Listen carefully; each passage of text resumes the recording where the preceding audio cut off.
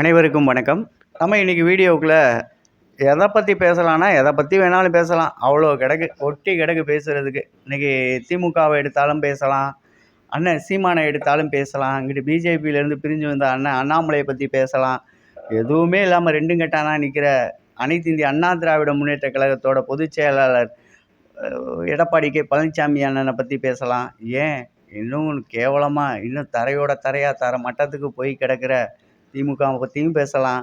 இன்றைக்கி அந்த ஜிங்சாங் கிட்ஸ், அதாங்க ஜென்சி கிட்ஸு, அவனுங்கெல்லாம் சேர்ந்து ஒரு மீட்டிங் போட்டு உடனே உடச்சி விட்டுக்கிட்டு இருக்கோம் அப்படின்னு நினச்சிக்கிட்டு உள்ள கதையாக விட்டுக்கிட்டு இருந்தானுங்க. நடுவர் மன்றம்லாம் வச்சுருந்தானுங்க. நீங்கள் பார்த்தீங்கன்னா ரொம்ப காமெடியாக இருந்துச்சு.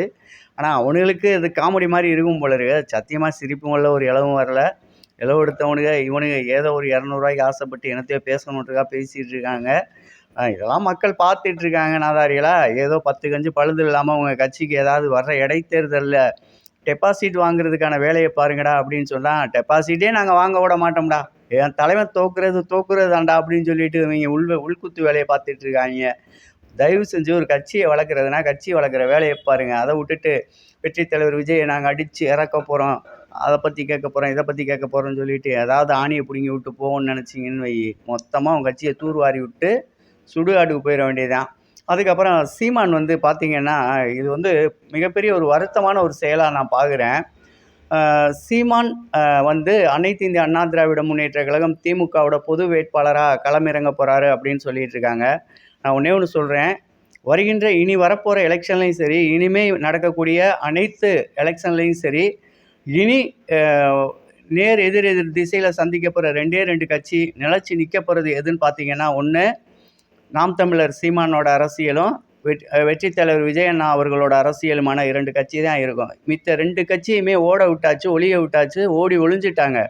இன்றைக்கி குறைஞ்சபட்சம் 8% வாக்கு வங்கி வச்சுருக்க நாம் தமிழர் தனிச்சு நின்று எந்த கட்சியோடையும் கூட்டணி அமைக்காமல் அவங்க தனிச்சு நின்றுக்கிட்டு இருக்காங்க. நாம் தமிழரை அசிங்கப்படுத்துகிற மாதிரி கேவல கட்டவங்களா, அவங்களுக்கெல்லாம் சோறில் உப்பு போட்டு தான் திங்கிறீங்களா, இல்லை எண்ணத்தையாவது ஊற்றி திங்கிறீங்களா, சனியம் முடிச்சவங்களா, எங்களுக்கு கூட திட்ட மனசு இல்லை, எப்படி இதெல்லாம் நீங்கள் ஏற்றுக்கிட்டு உயிரோடு இருக்கீங்க அப்படின்னு கேட்குற மாதிரி தான் இருக்குது. நான் தெரியாமல் தான் கேட்குறேன், சீமான் என்ன அவ்வளோ கேவலமாக போயிட்டாரா? இந்த செத்து போன கட்சியோடு சேர்ந்து அவர் கூட்டணி அமைச்சு இருக்கிற ஒரு நல்ல பேரையும் கெடுத்துக்கிட்டு தரையோட தரையாக போயிடணும் அப்படின்னு ஆசைப்பட்டு அவர் பேரை அடித்து இறக்கி விட்டுக்கிட்டு இருக்காங்க திமுகவும் அதிமுகவும். நாம் தமிழர் தம்பிகள் கொஞ்சம் கவனத்தில் கொள்ளுங்கள். எங்களுக்கு கொஞ்சம் வருத்தமாக இருக்குது. ஏன்னா சீமான் அண்ணன் அப்படின்றவரை கொஞ்சம் எங்களுக்கெல்லாம் பிடிக்குங்க. அரசியலில் அவர் ஏதோ ஒன்று பேசுகிறாரு அப்படிங்கிறதுக்காகவும், எங்களது அரசியல் தலைவராக வெற்றி தலைவர் விஜய் அண்ணாவை நாங்கள் ஏற்றுக்கிட்டதுனாலையும் நாங்கள் பேச வேண்டியது எங்கள் கடமை. ஆனால் இதில் ஒரு கேவலமான ஒரு விஷயத்தை எடுத்துகிட்டு போகிறாங்க. இந்த கேவலக்கெட்ட செயலுக்கு நீங்களாம் எப்படி ஒத்து வருவீங்க? கேட்டால் 2 கோடிக்கு கார் வாங்கியிருக்காருன்னு வேற ஊதி விட்டுக்கிட்டு திடுறாங்க. கொஞ்சம் உள்ளூர போய் என்ன ஏதுன்னு விசாரிங்க. இல்லைன்னு வைங்க, சீமான் அண்ணனா வர்ற எலெக்ஷனில் மொத்தமாக தொடச்சி தலைமொழி விட்டுருவாங்க. ஒரு 6 தொகுதி இடைத்தேர்தல் வருது, 6 கிடையாதுங்க, ஒரு 9லேருந்து 11 தொகுதி வரைக்கும் இடைத்தேர்தல் வர்றதுக்கான வாய்ப்பு இருக்குது. 2 தொகுதி 8 தொகுதி வர்றதா இருந்துச்சு. 2 தொகுதி நம்ம வைகோவை தலைமொழிகிட்டு அவங்க சொந்த கட்சிக்கே போயிட்டாங்க. ஏன்னா அவங்க நின்னது திராவிட முன்னேற்ற கழகத்தின் உதயசூரியன் சின்னத்தில் நின்னது. அவங்க கட்சியை விட்டு வரணும் அப்படின்னா எம்எல்ஏ பதவியை ராஜினாமா பண்ணணும். இனி வாழ்நாளில் அவங்கெல்லாம் ராஜினாமா பண்ணிட்டாங்கன்னா திரும்பி அவங்களுக்கான சீட்டு கிடைக்குமா அப்படின்னு யோசிச்சுருப்பாங்க. ஏன் அப்படின்னா வைகோவும் சரி, அவரது மகன் துரை வைகோவும் சரி, அரசியலை எப்படின்னாக்க நமக்கு மேலே ஒருத்தன் வந்துடக்கூடாதுன்னு நினைக்கக்கூடிய ஒரு தலைவர்கள். 2 பேர் சுயேட்சையாக நின்று ஜெயித்த மாதிரி திராவிட முன்னேற்ற கழகத்தோட உதயசூரியன் சின்னத்தில் நின்று ஜெயிச்சு எம்எல்ஏவாக இருக்காங்க. அப்படியே மண்டையை கழுவி எப்படியாவது இவங்களை ரிசைன் பண்ண வச்சுருவோம் அப்படின்னு நினச்சி வைகோவும் சரி, துரை வைகோவும் அந்த ஸ்டெப்பை எடுத்து பார்த்தாங்க. அவங்க தெளிவான ஒரு முடிவு எடுத்து, சரியான முடிவு. ஏன்னா ராஜினாமா பண்ணிட்டு போகிறது அப்படிங்கிறது பெரிய விஷயம் கிடையாது. ஒரு தொகுதி ராஜினாமா பண்ணுனா 10 கோடி ரூபாய் இழப்பாகும் நம்ம தமிழக மக்களின் வரிப்பணம். இது எல்லாரும் கவனத்தில் கொள்ளணும். நான் தமிழக வெற்றி கழகத்துக்காக பேசினாலும் கூட அவர்கள் எடுத்தது அது சரியான முடிவு தான். அவங்க போய் தாய் வீட்டில் செஞ்சுட்டாங்க. இவங்க ஏன் சேர்ந்தாங்க அப்படின்றதுக்கு காரணம் என்னென்னா, இன்றைக்கி இருக்கிற இவங்க வைகோவும் சரி, வைகோவோட பையன் துரை அவரும் சரி, 2 பேருமே தான் தோன்றித்தனமாக முடிவெடுக்கக்கூடியவங்க. இவங்கக்கிட்ட அல்லு சில்லுத்தனமான பேச்சு தான் இருக்கும், ஆணித்தரமான பேச்சு இருக்காது. வைகோவோட பேச்சு சிறப்பாக இருக்கும், அவரோட தமிழ் உச்சரிப்பு நல்லாயிருக்கும், மற்றவர்களோடு உரையாடக்கூடிய விதம் நல்லாயிருக்கும், உள்ளூர விஷம் இருக்கும் அப்படின்றது எத்தனை பேருக்கு தெரியும்?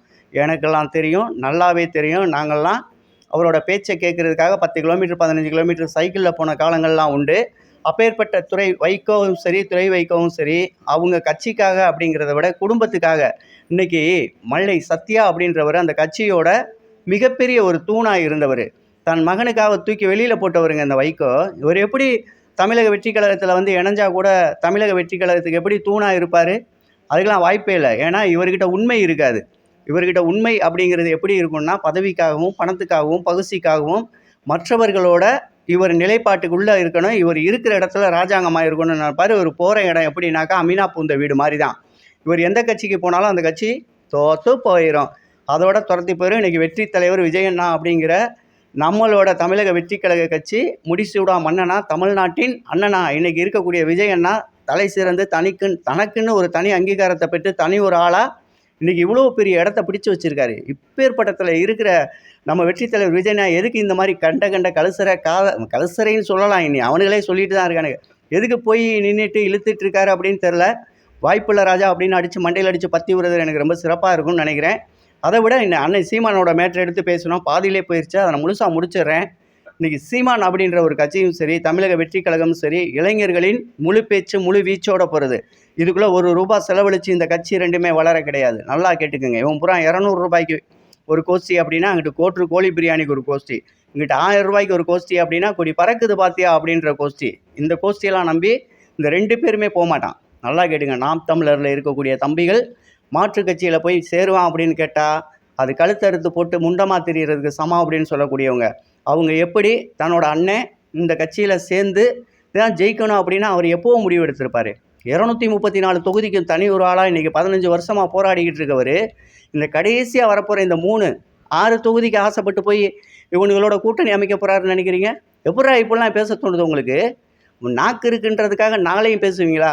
அதிமுக ஒன்று தனியாக நின்று பேசு, திமுகவா முன்னோட எடுத்து முன்னுரையை எழுதி பேசு. மற்ற கட்சியில் இருக்க தலைவன் என் கட்சிக்கு வர போகிறான், நாங்கள் 2 பேரும் குறுக்குச்சால் ஓட்ட போகிறோம். வேண்டாம். வாயில் ஏதாவது கெட்ட வார்த்தை வந்துடும். முன்னாள் முதலமைச்சராக இருந்து இன்றைக்கி அடித்தளமே இல்லாமல் அப்பா எங்கே இருக்கீங்க அப்படின்னு தேடுற அளவுக்கு போன ஒரு கட்சியோட தலைவர், தான் சொந்த தொகுதியிலே தோற்று போன ஒருத்தர், சீமான் காலை பிடிச்சி தான் நீங்கள் ஜெயிக்கணும் அப்படின்னு உங்கள் தலையில் எழுதியிருக்கு அப்படின்னா சீமான் உங்களோட வளர்ந்துருக்காருன்னு தான் அர்த்தம்.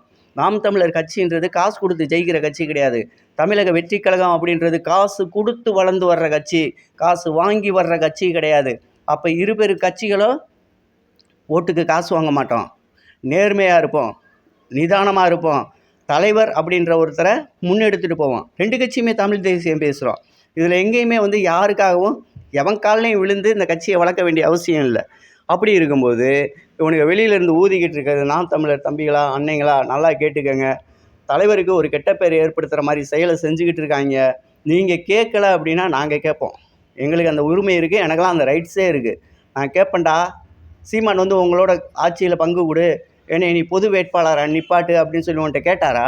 எவன்டா சொன்னது? சீமான் சொன்னாராடா? வெற்றி தலைவர் விஜய் நான் சொல்கிறதுக்கு முன்னாலே அவர் சொன்னாருன்ற மாதிரி உங்கள் இஷ்டத்துக்கு கதையை ஊற்று விட்றீங்க. இங்கிட்டு சீமான் சொன்னார்னு சொல்லிட்டு ஒரு கதையை ஊற்று விட்றீங்க. உங்கள் கட்டுக்கதைக்கெல்லாம் இளவெடுத்தவங்களா நாசமாக போக நீங்கள் இன்னும் எப்படா திருந்துவீங்க? ஒன்று நீ நின்று ஜெய், இல்லையா அடுத்த கட்சியை வளர விடாமல் பண்ணாத. இதனால் என்ன ஆகுது தெரியுமா? நாம் தமிழர் தம்பிகள் மனசில் இன்றைக்கி சோர்வு ஏற்படுது. இன்னைக்கு தமிழ்நாட்டில் 2 கட்சி தான் நிலச்சி நிற்கும். அண்ணாமலைலாம் அதான் ஒரு அப்பாட்டகர் கட்சி. அது ஒரு கட்சியா? மொத்தத்திலே 19 லட்சம் பேர் உறுப்பினர். இந்தியா முழுவதும், உலகம் முழுவதும். ஆமாம், ஆன்லைனில் போய் அந்த வெப்சைட்டை ஓப்பன் பண்ணிட்டாவே நீங்கள் உறுப்பினர் ஆகிடுவீங்க. இதில் தமிழ்நாட்டுக்கு அப்படின்ற அளவில் வெறும் 6.5 லட்சம் பேர் தான் சேர்ந்துருக்காங்க உறுப்பினர்களா அப்படின்னு கிடையாது. அது உண்மையான உறுப்பினர்களா அப்படின்னும் கிடையாது. இதுவும் கூட பிஜேபியோட மொத்த வாக்கையும் சரித்து இன்றைக்கி 0% கொண்டு வந்துட்டார். அதாவது முதல்ல 1% வாக்கு வங்கி இருந்த பிஜேபியோட தமிழக வாக்கு வங்கி இன்றைக்கி 0க்குள்ளே போயிடுச்சு. 0க்குள்ளே மைனஸ் அந்தளவுக்கு கொண்டு போயிட்டாப்புல அண்ணாமலை. அப்போ அண்ணாமலையோட வாக்கு வங்கி எவ்வளோ இருக்கும்? அண்ணாமலை பிஜேபியில் இருக்கும்போதே 1% வாக்கு வங்கி வச்சுருந்த கட்சி. இன்றைக்கி அண்ணாமலை கட்சியை ஆரம்பித்து போயிட்டார் அப்படின்னா அண்ணாமலைக்கு எத்தனை சதவீதம் இருக்கும்? அந்த 0 புள்ளியிலேருந்து 50% வந்திருக்குமா? அதுதான் தலையெழுத்து.